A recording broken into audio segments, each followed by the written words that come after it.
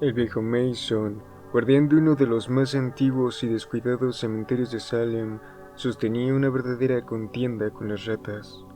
Hacía varias generaciones se había sentado en el cementerio una colonia de ratas enormes, procedentes de los muelles. Cuando Mason asumió su cargo, tras la inexplicable desaparición del guardián anterior, decidió hacerlas desaparecer. Al principio, colocaba cepos y comida envenenada junto a sus madrigueras. Más tarde, intentó exterminarlas a tiros, pero todo fue inútil. Seguía habiendo ratas. Sus hordas voraces se multiplicaban e infestaban el cementerio. Eran grandes, aún tratándose de la especie Mus decumanus, cuyos ejemplares miden a veces más de 35 centímetros de largo, sin contar la cola pelada y gris. Mason las había visto hasta del tamaño de un gato, y cuando los sepultores descubrían alguna madriguera, comprobaban con asombro que por aquellas malolientes galerías cabía sobradamente el cuerpo de una persona. Al desaparecer, los barcos que antaño atracaban en los ruinosos muelles de Salem debieron de transportar cargamentos muy extraños. Mason se asombraba a veces de las extraordinarias proporciones de estas madrigueras. Recordaba ciertos relatos inquietantes que le habían contado al llegar a la vieja y embrujada ciudad de Salem. Eran relatos que hablaban de una vida larvaria que persistía en la muerte, oculta en las olvidadas madrigueras de la tierra. Ya habían pasado los viejos tiempos en que Cothon Mather exterminara los cultos perversos y los ritos orgiásticos celebrados en honor de Hécate y de la siniestra Magna Mater. Pero todavía se alzaban las tenebrosas casas de torcidas buhardillas, de fachadas inclinadas y leprosas, en cuyos sótanos, según se decía, aún se ocultaban secretos blasfemos, y se celebraban ritos que desafiaban tanto a la ley como a la cordura. Moviendo significativamente sus cabezas canosas, los viejos aseguraban que en los antiguos cementerios de Salem había bajo tierra cosas peores que gusanos y ratas. En cuanto a estos roedores, ciertamente Mason les tenía aversión y respeto. Sabía el peligro que se echaba en sus dientes afilados y brillantes, pero no comprendía el horror que los viejos sentían por las casas vacías, infestadas de ratas. Habían oído rumores sobre ciertas criaturas horribles que moraban en las profundidades de la tierra y tenían poder sobre las ratas, a las que agrupaban en ejércitos disciplinados. Según decían los ancianos, las ratas servían de mensajeras entre este mundo y las cavernas que se abrían en las entrañas de la tierra, muy por debajo de Salem.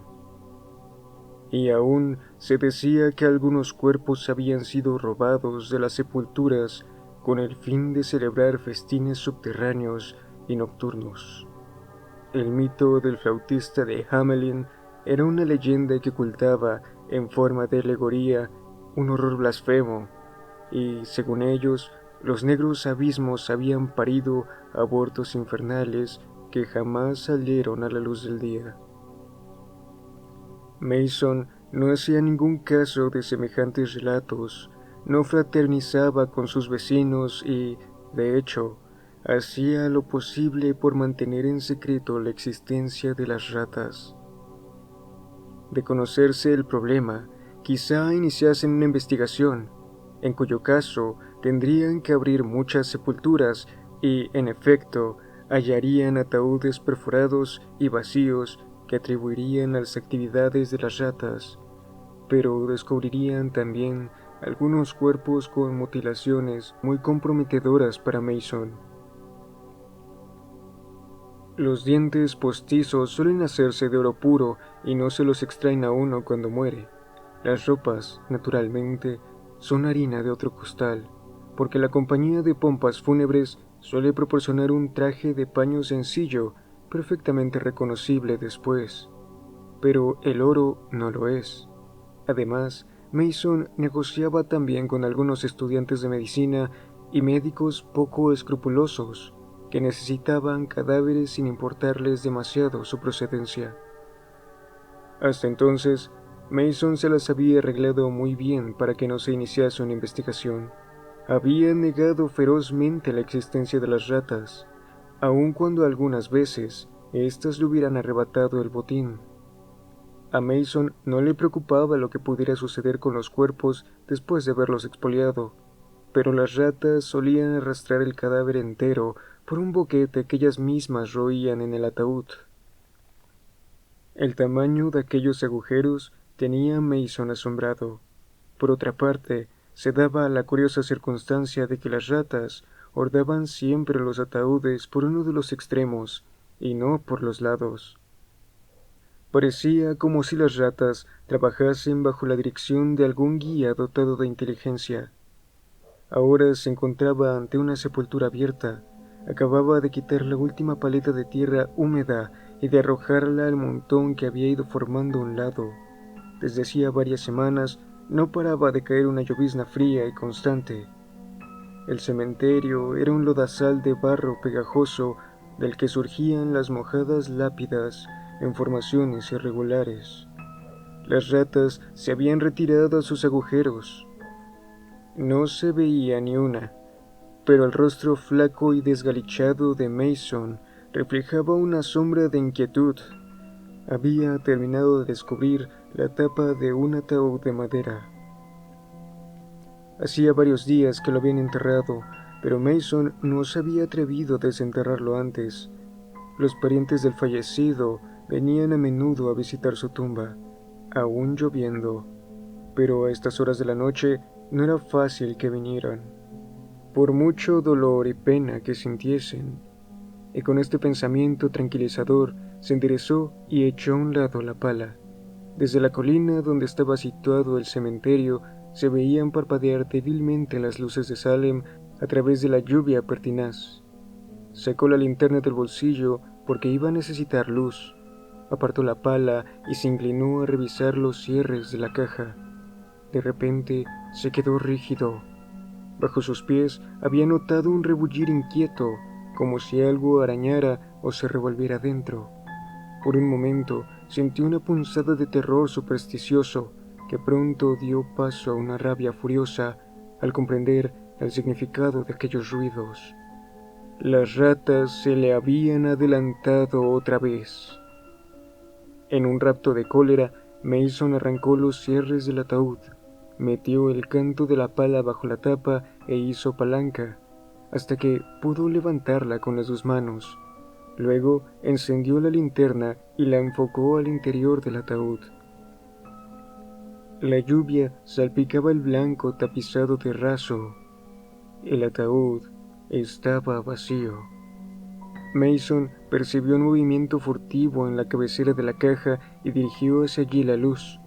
El extremo del sarcófago había sido horadado y el boquete comunicaba con una galería, al parecer, pues en aquel mismo momento desaparecía por allí, a tirones, un pie flácido enfundado en su correspondiente zapato. Mason comprendió que las ratas se le habían adelantado, esta vez solo unos instantes. Se dejó caer a gatas y agarró el zapato con todas sus fuerzas. Se le cayó la linterna dentro del ataúd y se apagó de un golpe. De un tirón, el zapato le fue arrancado de las manos en medio de una algarabía de chillidos agudos y excitados. Un momento después, había recuperado la linterna y le enfocaba por el agujero. Era enorme, tenía que serlo.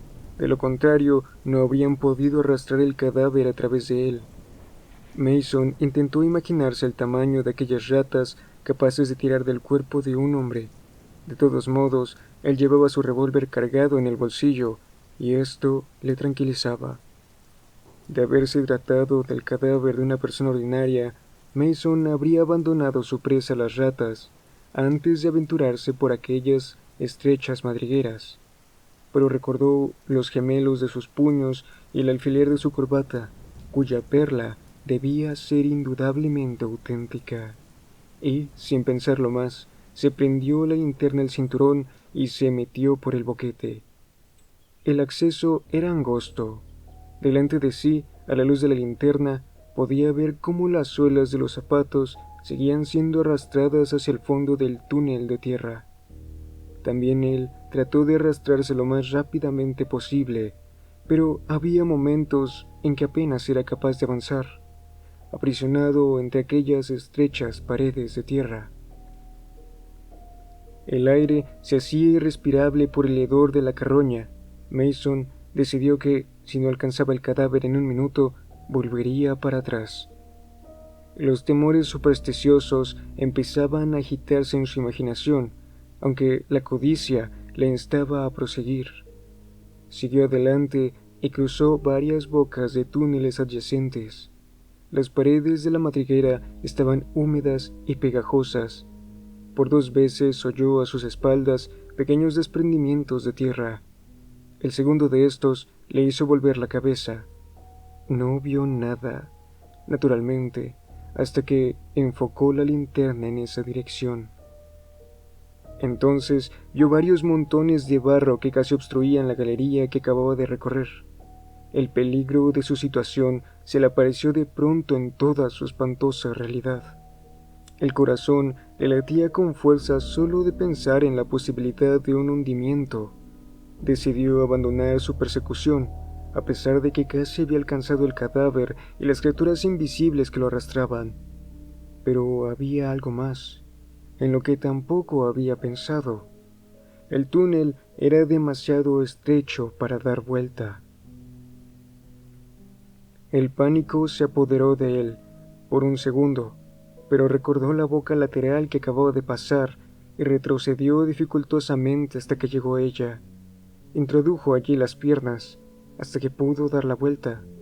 Luego comenzó a avanzar precipitadamente hacia la salida, pese al dolor de sus rodillas magulladas. De súbito, una punzada le traspasó la pierna. Sintió que unos dientes afilados se le hundían en la carne, y pateó frenéticamente para liberarse de sus agresores. Oyó un chillido penetrante y el rumor presuroso de una multitud de ratas que se escabullían. Al enfocar la linterna hacia atrás, dejó escapar un gemido de horror. Una docena de enormes ratas le miraban atentamente y sus ojillos malignos brillaban bajo la luz. Eran unos bichos deformes, grandes como gatos. Tras ellos vislumbró una forma negruzca que desapareció en la oscuridad. Se estremeció ante las increíbles proporciones de aquella sombra apenas vista. La luz contuvo a las ratas durante un momento, pero no tardaron en volver a acercarse furtivamente. Al resplandor de la linterna, sus dientes parecían teñidos de un naranja oscuro. Mason forcejeó con su pistola, consiguió sacarla de su bolsillo y apuntó cuidadosamente. Estaba en una posición difícil. Procuró pegar los pies a las mojadas paredes de la madriguera para no herirse. El estruendo del disparo le dejó sordo durante unos instantes. Después, una vez disipado el humo, vio que las ratas habían desaparecido.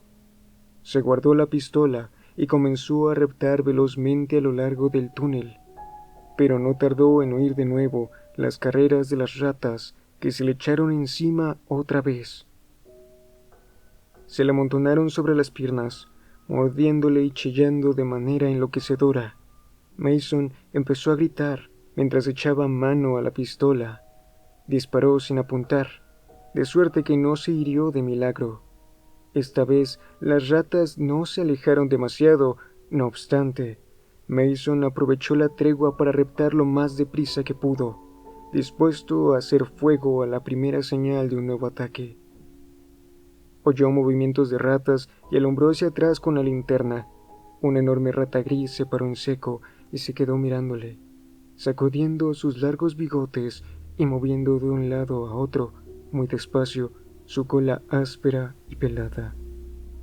Mason disparó y la rata echó a correr.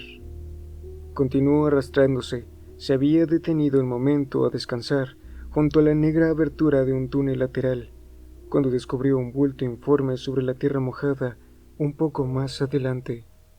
De momento, lo tomó por un montón de tierra desprendido del techo. Luego vio que era un cuerpo humano. Se trataba de una momia negruzca y arrugada, y Mason se dio cuenta, preso de un pánico sin límites, de que se movía.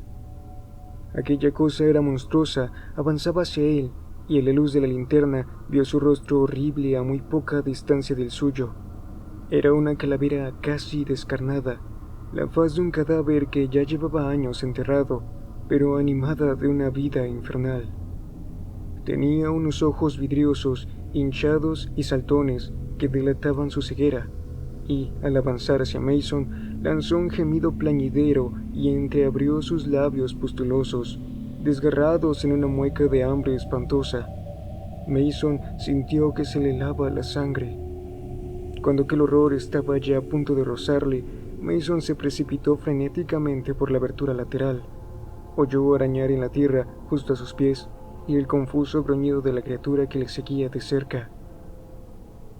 Mason miró por encima del hombro, gritó y trató de avanzar desesperadamente por la estrecha galería. Reptaba con torpeza. Las piedras afiladas le herían las manos y las rodillas. El barro le salpicaba en los ojos, pero no se atrevió a detenerse ni un segundo.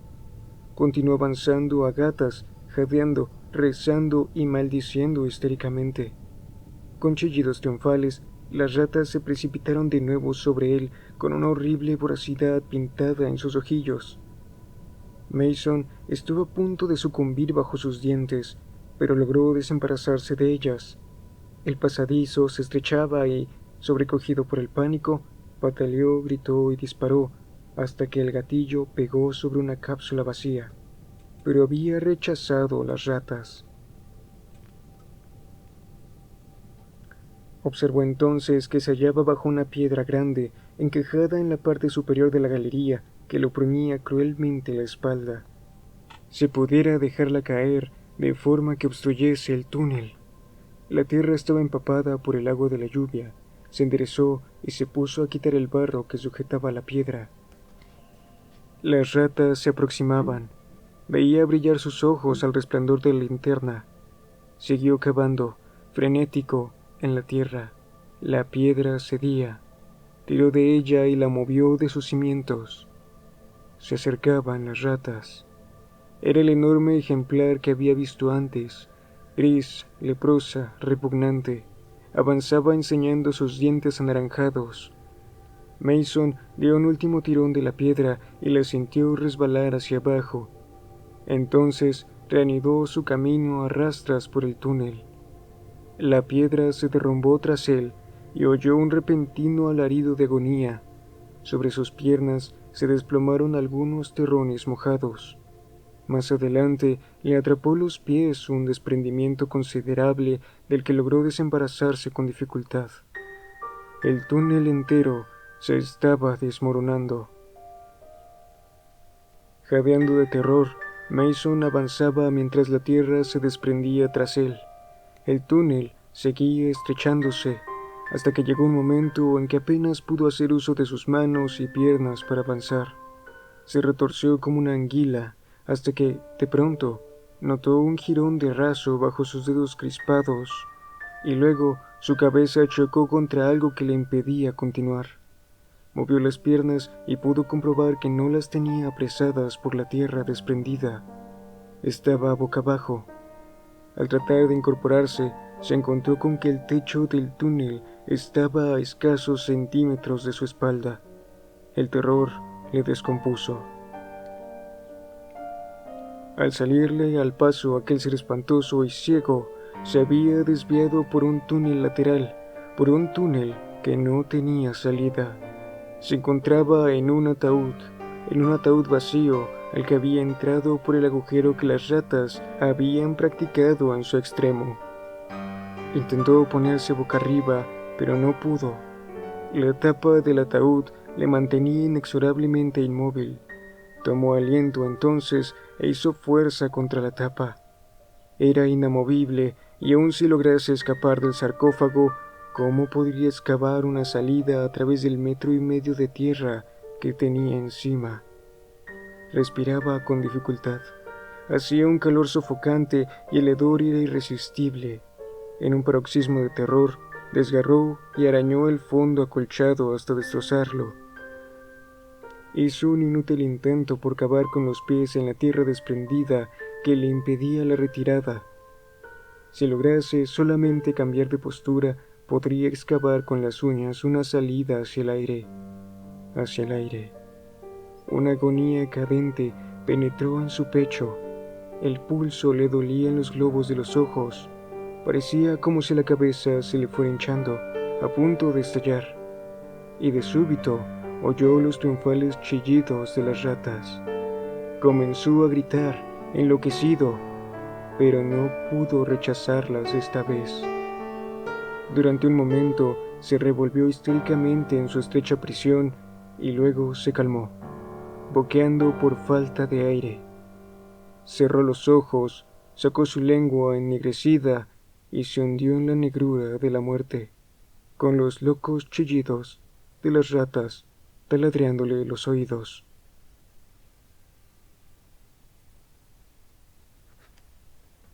De Henry Kuttner, Las ratas del cementerio. Título original: The Graveyard Rats. Traducido por Francisco Torres Oliver.